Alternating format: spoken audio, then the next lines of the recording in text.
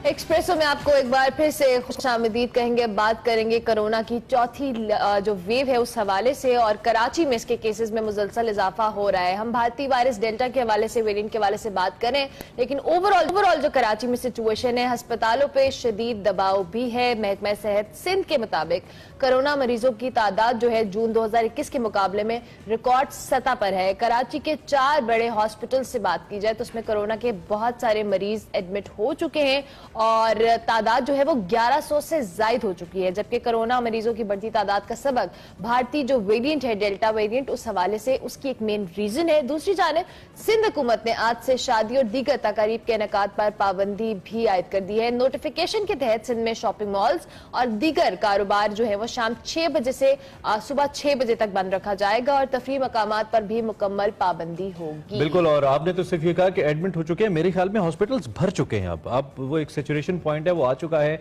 Restaurants को भी बंद किया गया जी, और वो इंडोर आउटडोर डाइनिंग की खिदमत फराहम नहीं कर सकेंगे, जबकि टेक अवे की खिदमत रात 10 बजे और होम डिलीवरी की जो खिदमत है वो रात 12 बजे तक फराहम करने के मजाज होंगे। सिंध में 26 स्कूलों और कॉलेजेस को जुलाई से, मुख्तलिफ जो स्कूल उनको 26 जुलाई से मुकम्मल तौर पर बंद करने का फैसला किया गया है। अलबत्ता सूबे के जो मुख्तलिफ स्कूल हैं या कॉलेजेस हैं उनमें सिर्फ जो जारी इम्तहानात हैं वो मुनक्किद हो सकेंगे। दूसरी जानिब हम कुछ जो ताजिर अलायंस है उसकी भी बात कर लें तो ताजिर अलायंस का कहना है कि हुकूमत लॉकडाउन के बजाय वैक्सीनेशन पर तवज्जो दे। और कराची ताजिर अलायंस के सरपरस्त आला ख्वाजा जमाल सेठी ने कहा कि हुकूमत अगर 2 रोज कारोबार बंद रखना चाहती है तो बाकी 5 रोज 24 घंटे काम करने की इजाजत है। बिल्कुल। दूसरी जानिब ताजिर एक्शन कमेटी ने सिंध हुकूमत को 72 घंटों का अल्टीमेटम देते हुए कहा है कि सिंध हुकूमत मुज़ाकरात से मसला हल करे। अपनी गुजारिशात लेकर वो वज़ीर आला हाउस जाएंगे, मसला हल ना हुआ तो एहतजाज करेंगे। दूसरी जानिब वज़ीर सेहत पंजाब डॉक्टर यास्मीन राशिद की हिदायत पर महकमा सेहत ने 5 अजला में घर घर जाकर कोरोना से बचाव की वैक्सीन लगाने का भी ऐलान कर दिया और आज से यूनियन काउंसिल की सतह पर वैक्सीन लगना शुरू हो जाएगी। सिंध की इस वक्त क्या सिचुएशन है? हम कराची में जो बात कर रहे थे डेल्टा वायरस के हवाले से, उस पर भी हम बात करेंगे। हमारे साथ डॉक्टर महमूद मौजूद हैं। डॉक्टर साहब, बहुत शुक्रिया कि आपने early in the morning join किया। कराची की सिचुएशन हम पहले दिन से भी बात कर रहे थे कि दिन ब दिन केसेस में इजाफा हो रहा है और जो ये वेरिएंट है डेल्टा वेरिएंट, इसकी वजह से बहुत सारे जो इसके केसेस रिपोर्ट हो रहे हैं बहुत तेजी से फैल रहा है। क्या सिचुएशन है अभी तक हॉस्पिटल्स की और किस तरह से ये वायरस जो है नुकसानदेह साबित हो रहा है मजीद? थैंक यू बुलाने का। तो आप बिल्कुल सही कह रहे हैं, हॉस्पिटल्स यहाँ पे ऐसे काफी तेजी से बढ़ना शुरू हो गए हैं और जो बड़े बड़े अस्पताल हैं वो तो अब ऑलमोस्ट फुल ही हो गए हैं और नए बिस्तर भी खोल रहे हैं, मगर वो भी बहुत तेजी से अब ये भर रहे हैं। ये more than likely delta variant की वजह से है, मगर नॉट जस्ट डेल्टा वेरिएंट, मगर जो कुछ दिनों पहले जो SOPs में जो थोड़ी सी नरमी की गई थी, प्रॉब्ली उसके भी असर अभी हम देखना शुरू कर दिया है। ठीक है डॉक्टर फैसल, एक तो ये जो डेल्टा वेरिएंट है इसकी तशखीस के हवाले से हमें बताइए कि इसके लिए क्या हम वही तरीका, वही कोरोना किट्स इस्तेमाल कर रहे हैं जो पहले हम कर रहे थे, नंबर 1, और नंबर 2, अगर डेल्टा वेरिएंट के अंदर की तस्दीक होती है किसी शख्स के अंदर तो फिर क्या उसको भी वही एहतियातें लेनी पड़ेंगी जो आम कोविड पेशेंट को, या उसके लिए कुछ मुख्तलिफ है इसमें? ये बहुत अच्छा सवाल है। याद रखें, जो टेस्ट होता है कोविड का, जो कोरोना का टेस्ट है, वो आपको ये बताता है कि डेल्टा वेरिएंट है या कोई और वेरिएंट है। वो सब बताएगा कि ये कोविड पॉजिटिव है या कोरोना का इन्फेक्शन है। वेरिएंट देखने के लिए वो दूसरा टेस्ट होता है, वो हम बहुत ही कम पेशेंट्स में करते हैं और वो रैंडमली कर रहे होते हैं। तो किसी पॉजिटिव आते तो ये कहना मुश्किल है कि ये डेल्टा वेरिएंट था या ये नॉर्मल वाला था। बहरहाल दोनों जो वायरसेस हैं या जितने भी वायरसेस हैं उनका फैलाव का तरीका एग्जैक्टली वही है, तो एहतियात एग्जैक्टली वही है।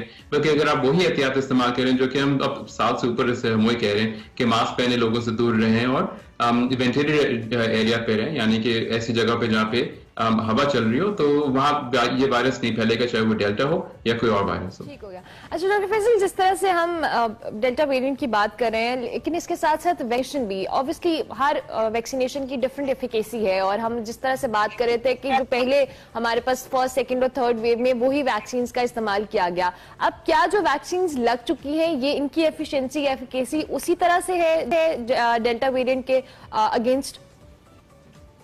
तो इस पर तहकीक हो रही है।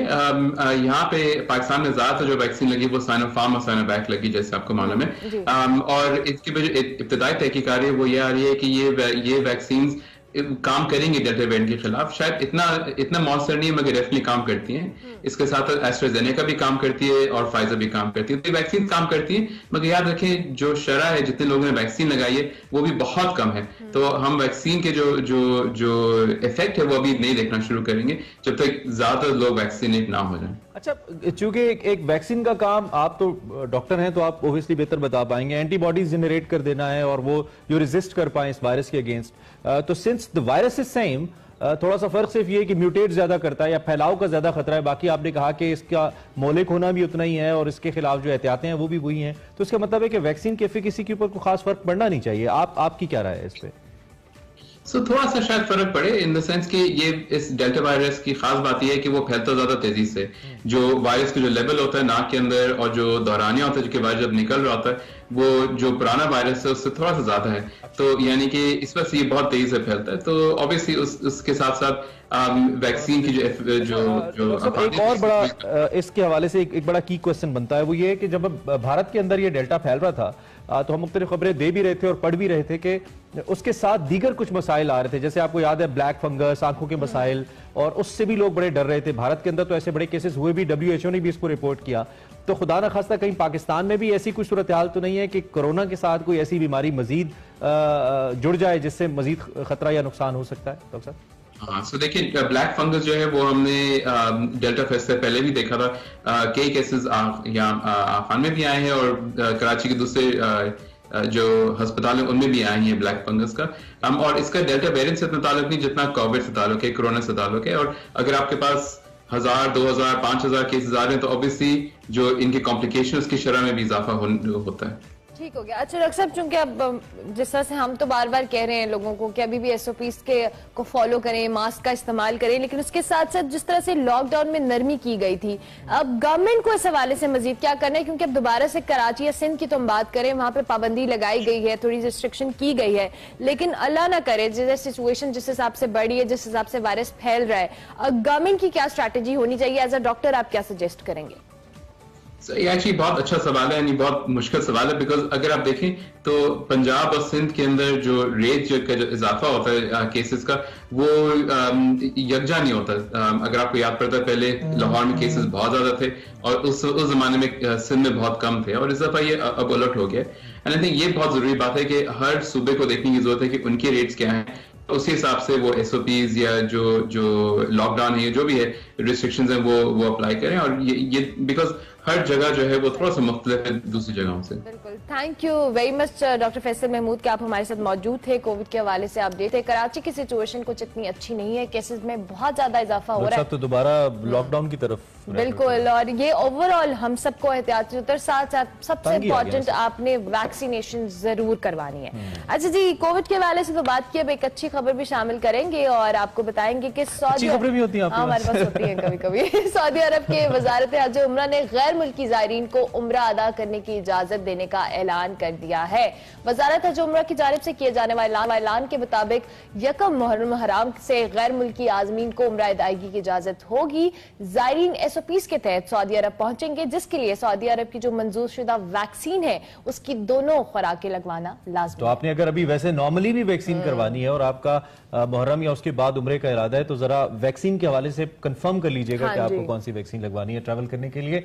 इत्तलात ये है कि गैर मुल्की ज़ायरीन को मरहलावार उम्रा अदायगी की इजाजत दी जाएगी। सऊदी जो वजारत हज उम्रा है उसने दरखास्त देने के लिए तरीकाकार के हवाले से अभी वजाहत नहीं की है। हाल ही में आपको याद है हमने बताया भी था 60,000 आजमीन ने फरीज़ा हज अदा किया था, फरीज़ा मुक़द्दसा अदा किया था, और इस दौरान कोरोना का अल्हम्दुलिल्लाह कोई केस भी रिपोर्ट नहीं हुआ था। तो ये अच्छी बात है कि सऊदी गवर्नमेंट प्रोसीड कर रही है, इस अमल को रोक नहीं रही है। और वो लोग जो कि हरम पाक में जाने के लिए बहुत ज्यादा चाह रहे थे कि कब हमें दोबारा से इजाजत मिले हम जाएं, तो अल्लाह ने दोबारा से रास्ते खोले हैं। अल्लाह करे कि ये वबा भी कम हो और लोग दोबारा से जाएं। और वैक्सीन के हवाले से आप जरूर अपडेटेड रहिएगा कि कौन सी वैक्सीन, क्योंकि एक फिर दोबारा नहीं लगती। बिल्कुल, आपको इसलिए हवाले से कि पहली रोज भी आप वही लगवाएं जो आपको वहां पर जो अप्लाई हो रही है और सारी सिचुएशन है। इसी नोट पे जी हम एक ब्रेक लेंगे, ब्रेक के बाद हाजिर होंगे। आप देखते रहिए एक्सप्रेस।